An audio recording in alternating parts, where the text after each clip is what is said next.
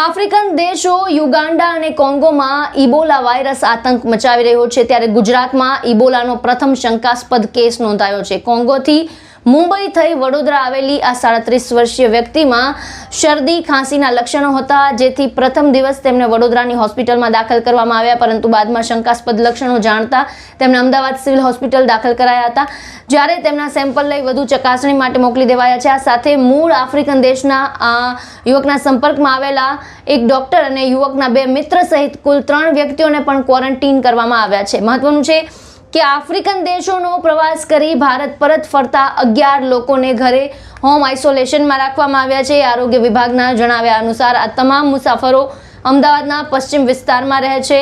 હાલમાં આમાંથી એક પણ વ્યક્તિમાં ઇબોલાના લક્ષણો દેખાયા નથી, પરંતુ તેમ છતાં કોઈ પોઝિટિવ દર્દીના સંપર્કમાં પણ તેઓ આવ્યા નથી। જોકે સાવચેતીના પગલે હવે પછી આ 3 દેશમાંથી આવનારા તમામ મુસાફરો માટે હોમ આઇસોલેશન ફરજિયાત રહેશે। આ ઉપરાંત કટોકટીની સ્થિતિને પહોંચી વળવા માટે અમદાવાદની એસવીપી હોસ્પિટલમાં દર્દીઓને ક્વોરન્ટીન કરવા માટે અલગથી 30 બેડનો વિશેષ વોર્ડ છે તે તૈયાર કરી દેવાયો છે। વાત કરીએ ઇબોલા વાયરસ અને તેના ઇતિહાસની, તો આ ઇબોલા વાયરસ ડિસીઝ છે એક ગંભીર અને જીવલેણ બીમારી છે, જેમાં માનવ શરીરના આંતરિક અંગોને નુકસાન પહોંચે છે। તેની સમયસર માહિતી અને સાવચેતી ખૂબ જ જરૂરી છે। આ ઇબોલા વાયરસ છે તે સૌ પ્રથમ 1976માં આફ્રિકાની ઇબોલા નદીના નજીકના ક્ષેત્રમાં સામે આવ્યો હતો, જેના પરથી તેનું નામ છે તે ઇબોલા રાખવામાં આવ્યું, અને આ વાયરસથી સંક્રમિત થનારા દર્દીઓમાં મૃત્યુ દર 25% લઈને 90% જેટલો ઊંચો હોય છે।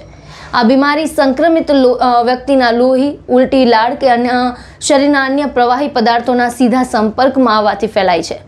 લક્ષણોની વાત કરીએ તો ઇબોલા વાયરસના લક્ષણો સામાન્ય રીતે 2 થી 21 દિવસ દરમિયાન દેખાય છે, જેમાં તાવ, તીવ્ર માથાનો દુખાવો, સ્નાયુઓમાં દુખાવો કે નબળાઈ આવી, ઝાડા ઉલટી થવા કે પછી આંતરિક કે બાહ્ય રક્તસ્રાવ થવો, આ તમામ તેના લક્ષણ છે। આ ઇબોલા વાયરસના સંશયથી અમદાવાદ મ્યુનિસિપલ કોર્પોરેશને નાગરિકોને અપીલ કરી છે કે ગભરાવું નહીં, પરંતુ સાવચેતી રાખવી અને વિદેશ પ્રવાસથી પરત ફરતી સમયે સ્વાસ્થ્ય સંબંધી ગાઈડલાઇનનું ચુસ્તપણે પાલન કરવું। ઇબોલા વાયરસ ને કારણે વૈશ્વિક સ્તરે જાહેર આરોગ્ય કટોકટીની આંતરરાષ્ટ્રીય ચિંતા પણ ઊભી થઈ છે, ત્યારે એરપોર્ટના આગમન વિસ્તારમાં 247 ફ્રન્ટલાઇન આરોગ્ય કર્મચારીઓને તૈનાત કરી દેવાયા છે, અને અમદાવાદ આંતરરાષ્ટ્રીય એરપોર્ટ પર ખાસ કરીને